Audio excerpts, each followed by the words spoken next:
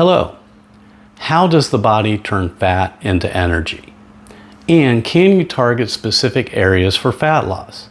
Well, in today's video, we're going to answer those questions and a few more. So first off, 1 pound of fat is approximately 3,500 calories.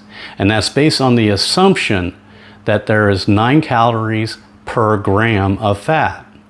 Now, this should be taken with a grain of salt because there is a lot of debate about this because it's not very accurate. It's a very big generalization. It doesn't take in the individual person's body composition and the type of fat in consideration with this number. So anyway, let's just move on. So body converts fat into energy through a process called lipolysis. And that's when fat storage is broken down into glycerol and fatty acids. Then fatty acids are then transported to the mitochondria, which is the powerhouse of the individual cells. So inside the mitochondria, fatty acids undergo beta oxidation. And it's a process that breaks them down into 2 carbon units. This process releases energy, which will later be used to create ATP, which is the body's main source of energy. Now, you might have heard of the keto diet, and that's when carbohydrate intake is very low. The body also produces ketone bodies from the breakdown of fats, which can be used as an alternative energy source and especially for the brain. So, how does fat actually leave your body?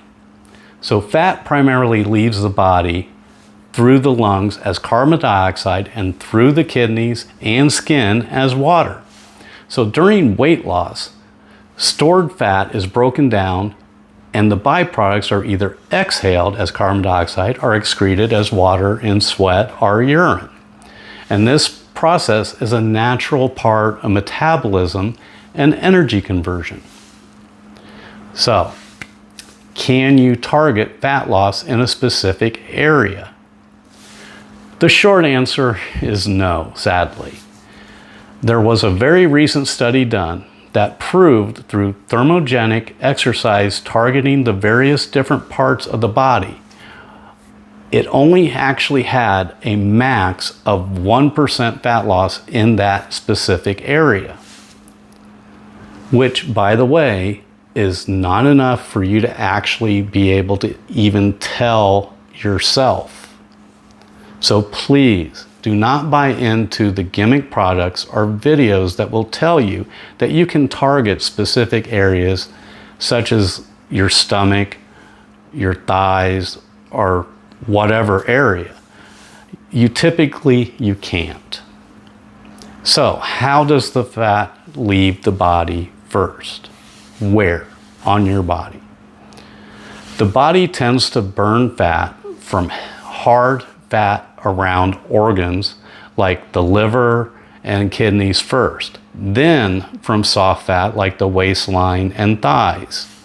Generally, people lose fat from their face and neck first, followed by other areas. Men often see weight loss in their waistline, while women may see in their hips and legs. So if you want to lose weight, the easiest way to do this is to know your maintenance calorie. And that is your calorie intake that you need to have just to maintain your current body weight at your current activity level for what you do throughout the day. So this is considering the energy your body needs for, like, say you're an office worker, so typing on the computer, or say if you're a construction worker. This is the energy that your body needs from the calories that you're taking every day to perform your daily routine.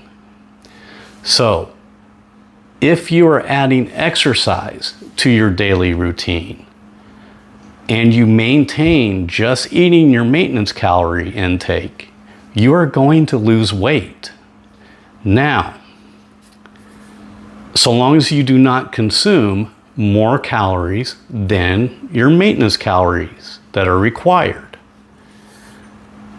So then you also have to consider that as you're losing weight, your maintenance calories are going to change. They're going to actually go down. So if you don't alter how much you're actually consuming on a daily basis, you're going to hit a plateau. And that's when people get depressed, and that's when they get discouraged, and they go, oh, why can't I lose any more weight? Well, it's because you haven't changed anything. You're maintaining the same amount of calorie intake, but you weigh less now. So, for example, a 5'10" man that is 250 pounds walks 6,000 miles, or 6,000 miles, that's a lot, 6,000 steps in one day. He's going to burn approximately 400 to 430 calories. And that's extra. That's above his daily routine that he's normally burning those calories. So that's extra.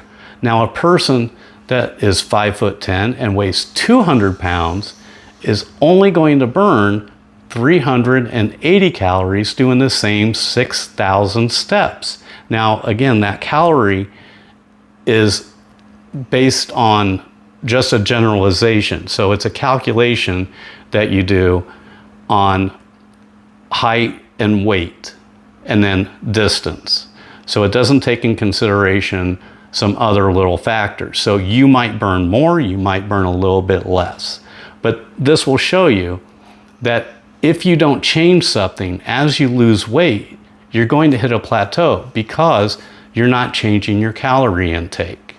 So just some food for thought on that. And again, thank you for watching, and stay tuned for the next video because we're going to discuss some other aspects of protein intake and maybe a video on the benefits of actually weight training for both men and women. And there are a lot of health benefits for both. So stay tuned for that.